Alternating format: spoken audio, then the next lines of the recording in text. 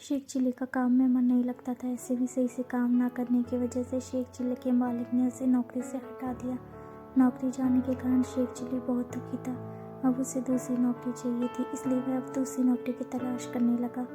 नौकरी की तलाश करते करते एक दिन वह एक सेठ के पास पहुंच गया। उसने सेठ से नौकरी मांगते कहा, मैं बहुत गरीब हूँ, मेरे पास जेब खर्च के भी पैसे नहीं, इसलिए कोई भी काम चलेगा, बस आप मुझे नौकरी पर रख ले। ये सेठ बहुत चालाक था, इसलिए शेख चिल्ली को नौकरी पर रखने के लिए राजी हो गया। ऐसे करते हुए उसने अपनी एक शर्त भी रखी। उसने शेख चिल्ली से कहा कि मैं तुम्हें नौकरी पर रख लूँगा, लेकिन उसके लिए तुम्हें एक इकरारनामा लिख कर देना होगा। इकरारनामे में यह लिखा जाएगा कि अगर तुम अपने मन से नौकरी छोड़ने की बात करोगे तो मैं तुम्हारी नाक और कान कटवा दूंगा। शेख चिल्ली राजी हो गया, लेकिन उसने भी अपनी एक शर्त इकरारनामे में लिखवाने को कही। शर्त ये थी कि अगर सेठ खुद से शेख चिल्ली को नौकरी से निकालेगा तो शेख चिल्ली उसके नाक और कान कटवा देगा। थोड़ा सोचना विचारने के बाद सेठ भी शेख चिल्ली की बात पर राजी हो गया। दोनों के राजी होने के बाद एक इकरारनामा तैयार कराया गया और उस पर दोनों के हस्ताक्षर भी ले लिए गए ताकि भविष्य में कोई भी अपनी बात से ना पड़ सके। इसके बाद शेख चिल्ली सोने के लिए चला गया। अगले दिन जब शेख चिल्ली उठा तो उसने देखा कि उसकी दाढ़ी और बाल बहुत बढ़ गए। ये देख उसने दाढ़ी और बाल बनाने की सोची और चूना पानी में पीस कर डाल दिया। तभी सेठ आया और उस चूने वाले पानी से अपना मुंह धो लिया और सेठ की पत्नी ने भी उससे अपने बालों को धो लिया। नतीजा ये हुआ कि इसके सेठ जी के चेहरे पर खुजली और जलन होने लगी। उसकी पत्नी के भी सारे बाल गिर गए। ये देख सेठ बहुत नाराज हुआ। उसने शेख चिल्ली को डांटते हुए पूछा, यह क्या है? इस पर शेख चिल्ली ने जवाब देते हुए कहा कि मैंने तो इकरारनामे के अलावा खिलाफ कोई भी काम नहीं किया, तो फिर आप मुझ पर क्यों चिल्ला रहे हो? शेख चिल्ली के इस जवाब पर सेठ शांत हो गया और आगे कुछ नहीं कहा। अगले दिन शेख चिल्ली ने एक बैग लेकर उसमें पत्थर भर दिए और उसे सेठ के ऑफिस में जाकर रख दिया। यह बैग बिल्कुल वैसे ही था जिसमें सेठ अपनी ज़रूरी किताबें रखा करता था। जब सेठ ने वो बैग खोला तो वो इसे देखकर दंग रह गए। बैग में किताबों की जगह पत्थर भरे हुए थे। यह देखकर सेठ के ऑफिस के लोग भी हंसने लगे। इस बात से सेठ को शर्मिंदगी हुई। अब उन्हें यह अंदाजा हो गया था कि जिसे उन्होंने नौकरी पर रखा है वह चालाक और तेज दिमाग वाला है और वह उनके इकरारनामे वाली योजना का जवाब इस तरह से दे रहा है। इकरारनामे के मुताबिक शेख चिल्ली को हर रोज़ घोड़े को चरा कर भी लाना था। एक दिन जब शेख चिल्ली घोड़े को चरा कर लेने गया तो वह खुद जगह पर सो गया और घोड़े को अकेले ही चरने के लिए छोड़ दिया। रात को जब शेख चिल्ली सेठ के घर वापस आ रहा था उसे रास्ते में एक सौदागर मिला। सौदागर ने शेख चिल्ली से घोड़े को बेचने के लिए कहा।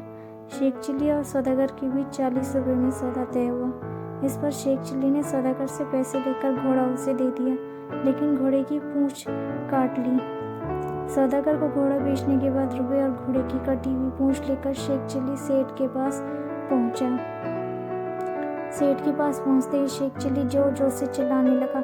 सेठ ने जब उसके रोने और चिल्लाने की वजह पूछी तो शेख चिल्ली ने घोड़े की पूंछ दिखाते हुए कहा, एक चूहा घोड़े को अपने बिल में खींच ले गया। घोड़े को बचाते बस उसकी पूंछ हमारे हाथ में रह गई। इस बात पर सेठ को गुस्सा तो बहुत आया, लेकिन वो शेख को कुछ नहीं कह पाए। वजह यह थी कि इकरारनामे के मुताबिक अगर वे शेख चिल्ली को नौकरी से निकालता तो उन्हें शेख चिल्ली से अपनी नाक कान कटवानी पड़ती। इकरारनामे में इस बात का भी जिक्र था कि शेख चिल्ली हर रोज़ सेठ के घर में जलाने के लिए लकड़ी लेकर आएगा। ऐसे में तय हुए काम के अनुसार जब शेख चिल्ली लकड़ी लेकर आया तो लेकिन उसने घर में रखी और लकड़ियों को भी आग लगा दी। इस दौरान सेठ मंदिर गया था। जब वो वापस आया तो जला हुआ घर देखकर वो काफ़ी दुखी हो गया। उन्होंने शेख चिल्ली से कहा, तुमने घर में आग क्यों लगाई? अब मैं तुम्हें नौकरी पर नहीं रखूंगा। सेठ की इस बात पर शेख चिल्ली ने उन्हें इकरारनामे की याद दिलाई। सेठ ने तंग आकर अपनी पत्नी से कहा कि इस नौकर ने तो परेशान कर दिया है और मैं चाह कर भी इससे पीछा नहीं छुड़ा पा रहा हूँ। सेठ की परेशान देखकर उसकी पत्नी सुझाव देती है कि मैं अपने मायके जाने की तैयारी करती हूँ।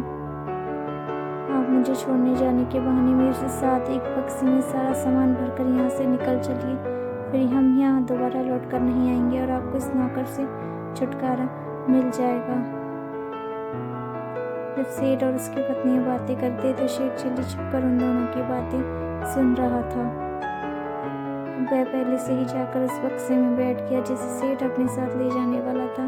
सुबह होते ही सेठ और उसकी पत्नी बक्सा उठाकर चुपचाप घर से निकल जाते हैं। घर से निकलकर सेठ सोचते हैं कि उनका शेख चिल्ली से पीछा छूट गया। तभी शेख चिल्ली को बक्से में बैठे बैठे पेशाब आ गई और उसने संदूक में ही पेशाब कर दिया। सेठ को लगा कि संदूक के अंदर जो हलवा रखा है शायद ही उसका घी निकल रहा है। तब सेठ ने संदूक उतारकर जमीन पर रखा तो शेख चिल्ली झट से संदूक से बाहर निकल आया। उसने सेठ से कहा, मैं आपका पीछा तब तक नहीं छोड़ूंगा जब तक मैं इकरारनामे के अनुसार आपके नाक और कान काट नहीं लेता।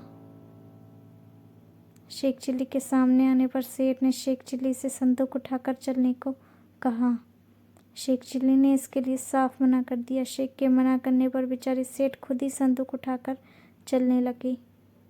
जब ससुराल कुछ देर रह गया तो सेठ ने शेख चिल्ली से कहा कि जाओ और ससुराल वाले से कह दो कि मैं आया हूँ और गुस्सेरी पर बैठा हूँ, कोई आकर मुझे यहाँ से ले जाए। शेख चिल्ली ने सेठ जी की बात मानते हुए ससुराल जाकर कहा, सेठ जी बीमार है और वो काफ़ी मुश्किल के साथ यहाँ तक आए। वे यहाँ से कुछ ही दूरी पर बैठे हैं, कोई जाकर उन्हें ले आओ। इस तरह सेठ जैसे तैसे अपनी ससुराल पहुँच गया। ससुराल में जब खाने का वक्त आया तो सेठ के सामने बिना तड़के वाली दाल रखी गई। वही शेख चिल्ली को अच्छे पकवान परोसे गए। इसके बाद रात के सेठ को जब पकाना लगा तो सेठ जी से शेख चिल्ली ने कहा कि इतनी रात को कहाँ जाएंगी, यहीं जो हांडी रखी है उसमें पकाना कर लीजिए। सेठ जी ने शेख चिल्ली की बात मानी और ठीक वैसे ही किया। सुबह जब सेठ ने शेख चिल्ली को वह हांडी फेंकने को कहा तो शेख चिल्ली ने मना कर दिया। लाचार सेठ खुद ही वो हांडी उठाकर फेंकने चल दिया, लेकिन जैसे ही घर की चौखट पर पहुंचा ठोकर लगने से हांडी छूट कर नीचे गिर गई और आसपास मौजूद सभी लोगों पर पखाने के छींटे पड़ गए। इस पर सभी लोग सेठ से थू थू करते हुए भागे। इस कहानी से हमें ये सीख मिलती है कि शेख चिल्ली की दूसरी कहानी अधिक चतुराई कभी कभी खुद पर ही भारी पड़ जाती है।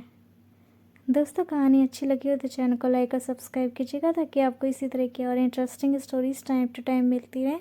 And thank you so much for watching. Thank you once again. Keep watching, keep subscribe, keep follow for more stories like this. Thank you once again.